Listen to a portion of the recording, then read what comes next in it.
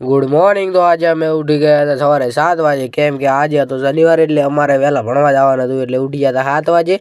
પછી અમે ઉઠીને કર્યું બ્રશ કરીને આવીને જોયું તો મમ્મીએ નાસ્તો કરી તૈયાર કરી નાખ્યો હતો. પછી તો આપણે નાસ્તો કરીને તૈયાર થઈ ગયા નેહાળ દાવાનું. નેહાળ દાવા માટે તૈયાર થઈ ગયા. પછી તો આપણે કસકાયા નેહાળોમાં. નેહાળથી આવી પછી આવીને આપણે ચા અને રોટલી નાસ્તો કરીને પછી કસકાયા આપણે ગોમમાં આપણું બ્લેક પેન્થર કાઢ્યું હતું. અને ગોમમાં તાર તો આ ભાઈબંધ મંગાઈ ગયો. ભાઈબંધ અંગાત થોડી વાતો કરી. બસ આવી ગયા આપણે દુકાનેથી અગરબત્તી લઈને આપણે ખસકાયા ઘરોમાં.